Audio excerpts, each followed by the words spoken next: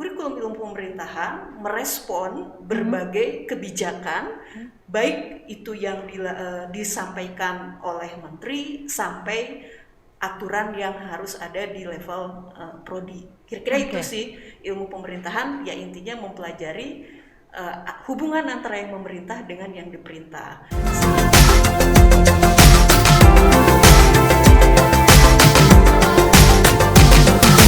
FISIP Unpad Podcast. Assalamualaikum warahmatullahi wabarakatuh. Selamat siang, bertemu lagi kita di podcast FISIP Unpad bersama saya Nurillah. Siang ini spesial, kita akan berbincang mengenai program studi S1 Ilmu Pemerintahan. Saat ini bersama saya Ibu Dr. Dede Sri Kartini. Beliau adalah Ketua Program Studi Ilmu Pemerintahan FISIP Unpad. Selamat siang Ibu. Selamat siang. Sehat Ibu? Waalaikumsalam warahmatullahi wabarakatuh. Alhamdulillah sehat. Alhamdulillah. Di siang yang sedikit mendung gitu, kita ini Bu ingin berbincang-bincang mengenai program studi ilmu pemerintahan berkaitan dengan saat ini teman-teman di luar sana calon mahasiswa FISIP Unpad sedang mencari informasi nih Bu terkait dengan program studi yang ada di FISIP Unpad. Nah, salah satunya mungkin banyak juga yang cari informasi tentang program studi ilmu pemerintahan. Boleh sharing Bu, kira-kira kalau di program studi ilmu pemerintahan tuh apa saja sih yang dipelajari? Baik, ilmu pemerintahan itu pada dasarnya adalah ilmu yang mempelajari hubungan antara yang memerintah dengan yang diperintah. Jadi siapa yang memerintah kita tahu sendiri kan. Kalau pemerintahan itu biasanya dipimpin oleh seorang kepala daerah di level kota kabupaten, wali kota, bupati, kemudian level provinsi, gubernur, dan level pusat adalah seorang presiden.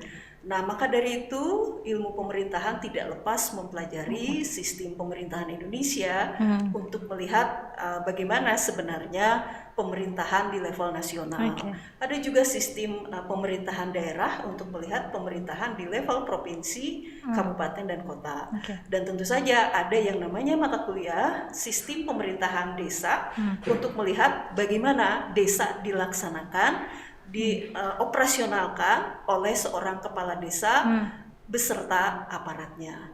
Nah, itu adalah kajian ilmu pemerintahan yang dipotret dalam mata kuliah utama tersebut. Selain mata kuliah utama tersebut, tentunya ada mata kuliah lain. Ilmu pemerintahan itu tidak lepas dari misalkan ada mata kuliah yang harus ada di semua level prodi yang ditetapkan oleh peraturan menteri. Ada juga mata kuliah yang di level universitas, kemudian di level fakultas, termasuk di level prodi. Nah, jadi kurikulum ilmu pemerintahan merespon berbagai kebijakan, baik itu yang disampaikan oleh menteri sampai aturan yang harus ada di level prodi. Kira-kira itu sih ilmu pemerintahan, ya intinya mempelajari hubungan antara yang memerintah dengan yang diperintah. Sehingga kajian ilmu pemerintahan atau skripsi yang ditulis oleh mahasiswa ilmu pemerintahan itu tidak lepas dari misalkan kebijakan wali kota atau bupati, ada perda, ada keputusan wali kota. Itu pelaksanaan di level masyarakat seperti apa? Nah, mahasiswa itu bertanya ke masyarakat bagaimana merespon kebijakan yang ada di daerahnya itu sendiri. Nah, itu yang membedakan prodi lain dengan prodi ilmu pemerintahan. Itu kira-kira yang dipelajari oleh S1 ilmu pemerintahan. Oke, secara tidak langsung kita jadi lebih mengenal gitu ya Bu tentang pemerintahan kita di Indonesia, mungkin seperti itu ya gitu. Apalagi mungkin di saat ini gitu ya, banyak anak-anak muda juga yang awareness-nya atau kesadarannya terhadap kontribusinya terhadap daerah, terhadap pemerintahan itu mungkin udah mulai tinggi gitu ya. Jadi mungkin relevan juga nih untuk teman-teman milenial di luar sana ya Bu untuk bergabung di program studi ilmu pemerintahan. Nah, kalau terkait dengan ininya Bu, aktivitas khusus atau mungkin ada program khusus nggak sih yang membedakan ilmu pemerintahan dengan program studi lainnya? Gitu. Betul, bahwa memang setiap prodi itu harus punya kekhasan masing-masing atau pembeda masing-masing. Jadi dari sekian program S1 di Indonesia yang jumlahnya lebih dari 100 prodi yang ada di Indonesia, apa yang menjadi khas ilmu pemerintahan? Pertama dari sisi kajian ilmu pemerintahan itu berada pada local government process and public policy. Tapi meskipun public policy dipelajari oleh administrasi publik misalnya, atau dipelajari oleh ilmu politik, atau dipelajari oleh kebijakan publik sendiri, nah bagaimana ilmu pemerintahan itu mengadaptasi teori-teori tersebut yang memang itu atmosfer ilmu pemerintahan, misalkan pembedanya itu. Kemudian local government process, ilmu pemerintahan mengangkat apa yang lokal yang mempengaruhi sistem pemerintahan misalkan. Tetapi bukan berarti kita kompetisinya lokal, tetapi bagaimana mengangkat nilai-nilai lokal yang mempengaruhi pemerintahan. Misalnya bagaimana misalkan suku Naga yang ada di Kabupaten Tasik itu mempengaruhi sistem pemerintahan desa di sana. Kita pergi ke Bali, ada desa adat dan ada desa namanya desa bentukan negara. Nah, bagaimana membedakan itu begitu ya? Jadi ketika belum COVID, ilmu pemerintahan itu praktikumnya melihat hal itu salah satunya ya. Di samping kita misalkan beraudiensi dengan misalkan ke Kementerian Pendayaagunan Aparatur Negara, kemudian beraudiensi ke Kemendagri sebelum COVID ya. Nah, tapi sesudah COVID tentunya kita cukup menampilkan narasumber di Zoom untuk melihat bagaimana dinamika pemerintahan baik di level pusat maupun daerah. Nah, di sisi lain juga selain secara akademik kita juga harus berbeda dengan ilmu pemerintahan yang lainnya.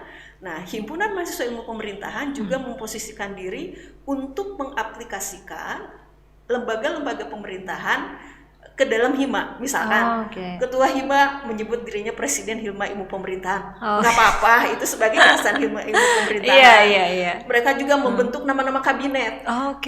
Tahun sekian kabinet, saya lupa lagi, kabinet anu nggak apa-apa, itu sebagai implementasi pengetahuan mereka begitu ya.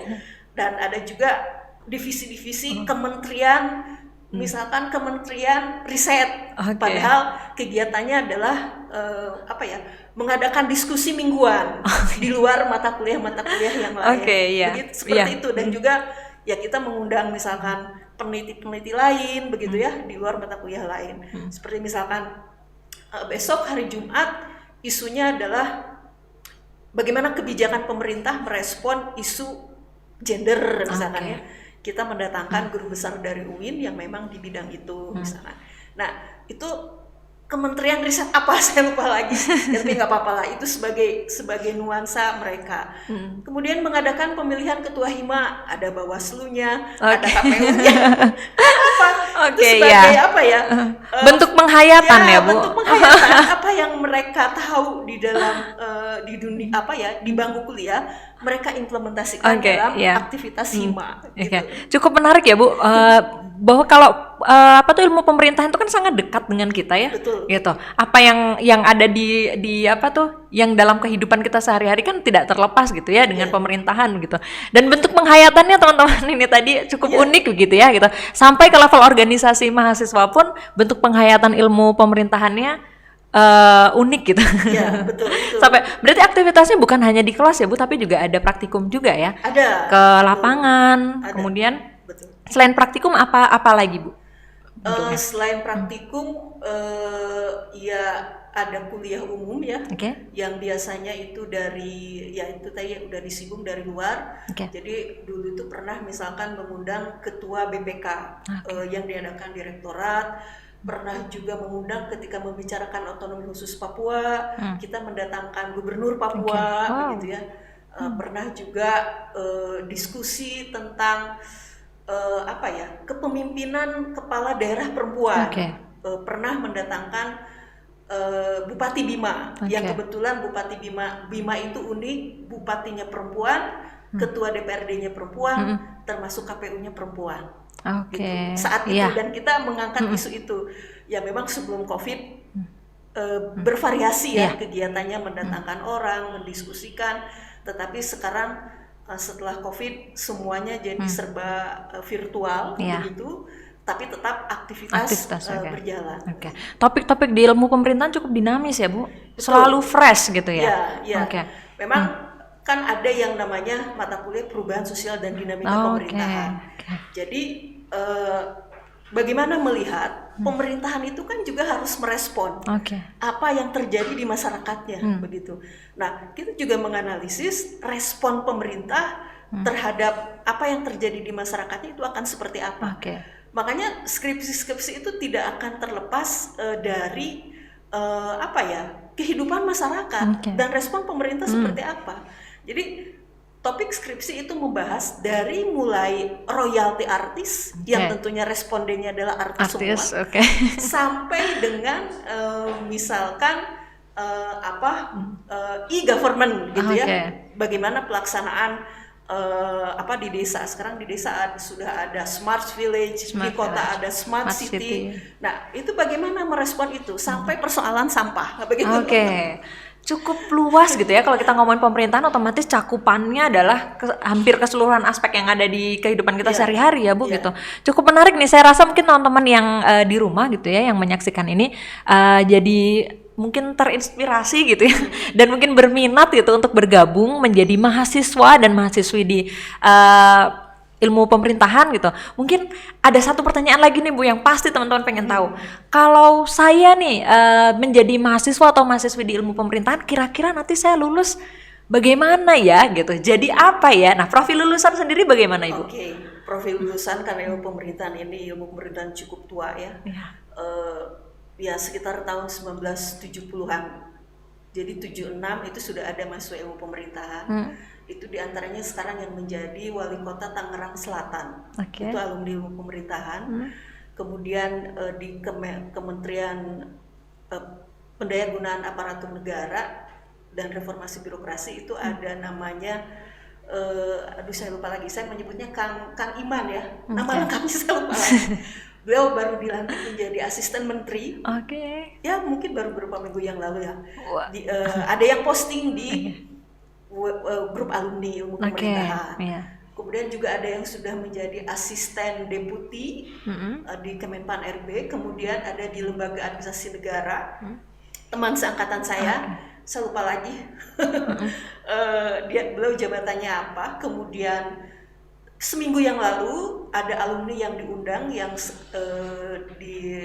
yang sekarang menjadi periset tamu di Loyola University Chicago Amerika begitu ya. Jadi beliau mengambil PhD di sana. Kemudian ya alhamdulillah minggu yang lalu karena ilmu pemerintahan sedang mengadakan revisi kurikulum, sebagai alumni memberikan masukan apa yang harus direvisi dari kurikulum itu supaya ilmu pemerintahan tidak ketinggalan baik secara internasional, nasional dan juga tentunya lokal begitu ya. Nah, jadi profilnya Anda akan menjadi apa sih kalau masuk ilmu pemerintahan? Pertama tentunya adalah mengisi pos-pos yang disediakan baik oleh pemerintah pusat sampai dengan pemerintahan desa. Ada juga grup alumni yang khusus CPNS nih. Jadi kalau alumni keterima PNS dia bikin grup sendiri CPNS. Padahal ilmu pemerintahan tidak hanya sekedar mengejar jadi PNS ya. Yang memang sekarang sudah terbukti kemarin banyak juga yang diterima di pemerintah pusat, diantaranya misalkan Kemendagri dan seterusnya. Yang unik ada alumni ilmu pemerintahan yang diterima di Kementerian Luar Negeri. Nah, ternyata katanya ketika dia masuk Kemenlu itu beberapa negara ingin tahu seperti apa pemerintahan di Indonesia. Untung katanya Bu ada saya gitu yang bisa menjawab bagaimana pemerintahan di Indonesia begitu ya. Jadi ternyata di Kemenlu pun ada gitu ya yang masuk ke sana padahal tadinya nggak ada bayangan begitu. Nah, itu di level katakanlah di level pemerintahannya gitu ya sesuai dengan namanya. Nah ada juga yang menjadi wartawan, ada yang menjadi wartawan Kompas, ada yang Metro. Kalau mereka menulis ya tidak lepas dari bagaimana reportase kebijakan-kebijakan pemerintah seperti apa begitu. Nah selain wartawan, kemudian birokrat, tentunya dosen juga banyak ya. Yang menjadi dosen seperti misalkan di Unisma Bekasi, kemudian juga ada di beberapa perguruan tinggi di daerah begitu. Nah selain dosen juga ada misalnya ada yang memasuki dunia televisi misalkan ya. itu Pak Nurjaman Muchtar itu pernah menjadi produser, baik pernah di Indosiar, pernah di SCTV, pernah di TV One dan seterusnya. Nggak tahu sekarang ada di TV mana karena beliau itu pindah-pindah. Ketika saya tanya, Pak Nurjaman, apa manfaat mata kuliah yang ketika Pak Nurjaman itu masuk dunia pertelevisian, tapi terus di pertelevisian gitu ya Bu ya, dan memang menduduki posisi puncak di televisi. Ternyata dia bilang yang saya manfaatkan itu adalah misalkan mata kuliah kepemimpinan, bagaimana memimpin orang dan memobilisasi orang, itu sangat bermanfaat bagi dia begitu ya. Nah jadi